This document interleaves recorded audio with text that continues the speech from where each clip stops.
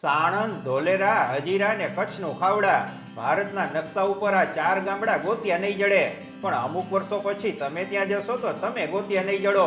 ઘડીભર હેઠા ઉતારી મેલો રાજકારણના ચશ્મા અને દિવ્ય ભાસ્કરના તંત્રી મનીષ મહેતાની આંખે જુઓ આ વિડીયો. સામાન્ય રીતે દિવ્ય ભાસ્કર સરકારની નીતિઓ ઉપર સવાલ કરતું આવ્યું છે, પણ પ્રજાના હિત માટે કામ થાય ત્યારે સરકારની પીઠ થાબડવામાં મોખરે રહ્યું છે. મનીષભાઈએ 4 મિનિટનો વિડીયો બનાવ્યો છે. એને સિમ્પ્લિફાઈ કરીને સૌ કોઈ સમજી શકે એ રીતે અમે છણાવટ કરી છે. અમદાવાદ પાસે આવેલું સાણંદ, ધંધુકા પાસે આવેલું ધોલેરા, સુરત પાસે આવેલું હજીરા અને કચ્છમાં આવેલું ખાવડા. આ 4 એવા ગામો છે જેની એકયની વસ્તી 50,000થી વધારે નથી. છતાં આવતા 5-7 વર્ષોમાં આ 4 ગામોની સુરત, સીરત અને શકલ બદલાઈ જવાની છે. ભારતના મહાકાય ઉદ્યોગપતિઓ અહીં તોતિંગ રકમનું રોકાણ કરી ઉદ્યોગો સ્થાપવાના છે. એવા ઉદ્યોગો જેની દેશ અને દુનિયાને જરૂર છે. એવા ઉદ્યોગો જે ન માત્ર આ ગામના લોકો પણ સમગ્ર ગુજરાતના મહેનતી લોકો માટે નવા નોકરી ધંધા અને રોજગારીની તકો ઊભી કરશે. બધું જ સમૂહસૂત્રું પાર ઉતર્યું તો અમદાવાદ, વડોદરા, રાજકોટ અને સુરતની પંગતમાં બેસી જશે આ 4 ગામડા. અમદાવાદ, વડોદરા, રાજકોટ અને સુરત નહીં, પણ ધોલેરા, ખાવડા, સાણંદ અને હજીરા એ હવે ભારતના ગ્રોથ એન્જિન બનવા જઈ રહ્યા છે. માની લ્યો કે એવી જાહેરાત થાય કે આવતા 20 વર્ષમાં જલેબી, ફાફડા અને ખમણની જરૂર આખા વિશ્વને પડશે. જે એનું ઉત્પાદન કરશે માલામાલ થઈ જશે.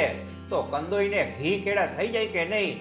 આગામી 2 દાયકામાં જગતને જલેબી, ફાફડા અને ખમણની નહીં પણ artificial intelligence, green energy, semiconductor અને ન્યૂ એજ એરક્રાફ્ટની જરૂર પડવાની છે. આ બધા પ્રોજેક્ટો ગુજરાતના આ 4 ગામોમાં સ્થપાવાના છે. આવું હું નહીં, મનીષભાઈ કહી રહ્યા છે.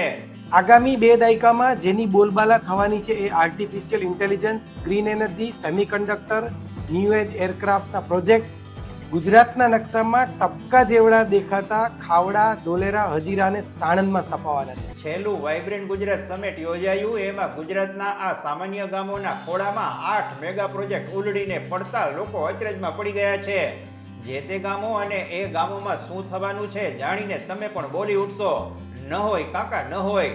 વારાફરતી એક ગામની માંડીને વાત કરીએ તો ઈ વ્હીકલની બેટરીનું પાવર હાઉસ બનશે સાણંદ. સાણંદ માટે થયેલી 3 ટકાટક અને ધાકડ જાહેરાત સાંભળો.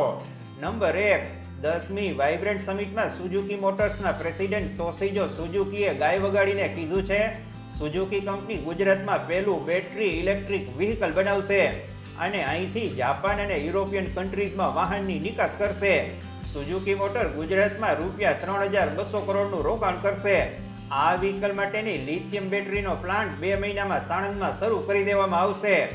તોશિજો ભાઈ બોલ્યું ફેરવી ન તોડતા, નહીતર મારે છકડો લઈને બાજવા આવવું પડશે. નંબર 2, ટાટા કંપનીના ચેરમેન એન ચંદ્રશેખરને પિત્તળનો ઘંટ વગાડીને કહ્યું છે કે ગુજરાતમાં ટાટા 21 પ્રકારના એકમો ધરાવે છે, 50,000 લોકોને રોજગારી આપે છે. હવે ટાટા ગ્રુપ ગુજરાતના સાણંદમાં 20 ગીગાવોટ લિથિયમ આયન બેટરીની વિશાળ ફેક્ટરીનું નિર્માણ કરશે. 2 મહિનામાં જ આ પ્રોજેક્ટનું બાંધકામ શરૂ થઈ જશે. મિસ્ટર ચંદ્રશેખરનભાઈ, તમે ગાજિયા એવા જ વરસજો એવી અપેક્ષા રાખીએ છીએ. નંબર 3, માઇક્રોન કંપનીના એમડી સંજય મલ્હોત્રાએ સાણંદમાં સૌથી મોટો સેમિકન્ડક્ટર પ્લાન્ટ નાખવાનો શંખનાદ ફૂંક્યો છે. જણાવી દઉં કે માઇક્રોન એ સેમિકન્ડક્ટરમાં વિશ્વની સૌથી મોટી કંપની છે. ખૂબ જ કોન્ફિડન્સ સાથે તેમણે જણાવ્યું હતું કે સાણંદમાં 5,000 કરોડના રોકાણ સાથેના તેમના પ્લાન્ટનું કામ 2025ના અંત સુધીમાં પૂરું કરી દેવાશે, જેનાથી 5,000 નોકરીઓ ઊભી થશે. સંજયભાઈ, તમે તો આપણા માણસ. તમારો કોન્ફિડન્સ ઓવર કોન્ફિડન્સ સાબિત થશે તો અમારા દર્શકો સાંભળેલા લઈને વાહે થશે. કેવી રીતે સાણંદની વાતને ટૂંકમાં સમજાવે છે મનીષભાઈ?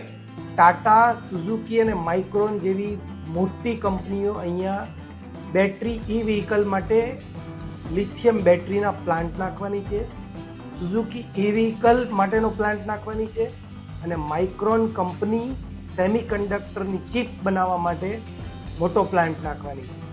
સાણંદ અત્યારે જે છે એ ઓટો હબ તરીકે ઓળખાતું હબ છે, પણ હવે એ બેટરીના પાવર હાઉસ તરીકે ઓળખાશે. સાણંદથી વિરમગામ અને સરખેજથી બાવળા વચ્ચે હાઈવેના કાંઠે જે 24 ગામ છે ત્યાંના મોટાભાગના યુવાનો હવે ખેતી કરતા નથી. જો અને તોનો મેળ જામી જાય તો તેમને હવે સુરત ખાડિયા ખોદવા કે હીરા ઘસવા નહીં જવું પડે.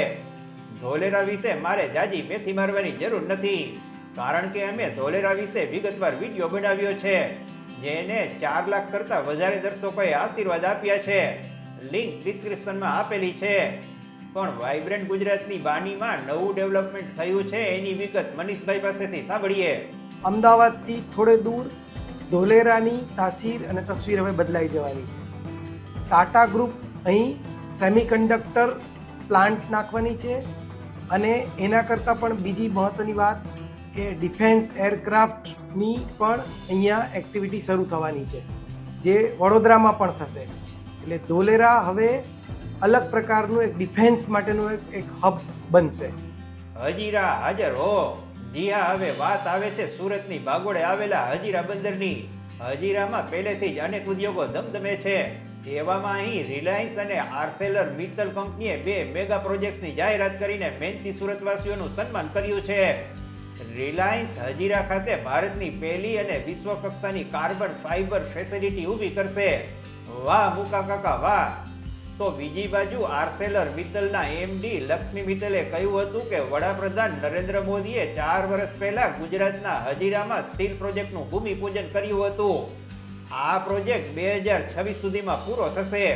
હવે અમે રાજી થઈને બીજા તબક્કા માટે MOU ઉપર મોહર મારી છે. આ બંને મહાનુભાવો ઉપર શંકા કરવી એ સૂરજ ઉપર થૂક ઉડાડવા જેવું છે. હજીરા વિશે મનીષભાઈ મહેતાનું મંથન. અહીંયા કાર્બન ફાઇબર ફેસિલિટી ઊભું કરવા જઈ રહ્યું છે રિલાયન્સ. રિલાયન્સ પહેલેથી અહીંયા મોજૂદ છે. હવે આર્સેલર મિત્તલ એટલે કે મિત્તલ જે સ્ટીલ કંપની છે એ સૌથી મોટો પ્લાન્ટ અહીંયા સ્થાપવા જઈ રહ્યું છે. 24 મિલિયન ટનનું ઉત્પાદન અહીં હજીરામાં થશે. ગુજરાતના શુષ્ક ગણાતા પ્રદેશ કચ્છનું ખોબા જેવડું ગામ ખાવડા. આશીર્વાદમાં જબરો પ્રભાવ છે. મોદીજી અદાણીને આશીર્વાદ આપે અને એ આશીર્વાદ કચ્છમાં જઈને ફળે એ બધાએ સ્વીકારી લીધું છે. વાઇબ્રન્ટ ગુજરાતમાં ગૌતમ અદાણી જે બોલ્યા એ વાંચી સંભળાવું છું. અમે ખાવડા કચ્છમાં વિશ્વનો સૌથી મોટો ગ્રીન એનર્જી પાર્ક બનાવી રહ્યા છીએ, જે 725 ચોરસ કિલોમીટરમાં 30 ગીગાવોટ રિન્યુએબલ એનર્જી ઉત્પન્ન કરે છે. આ પાર્ક એટલો મોટો છે કે તમે એને અવકાશમાંથી પણ જોઈ શકો છો. આગળ વધો અદાણી. બીજા કોઈ પણ આશીર્વાદ કરતા કચ્છની પ્રજાના આશીર્વાદમાં જબરું વજન છે. નમસ્કાર.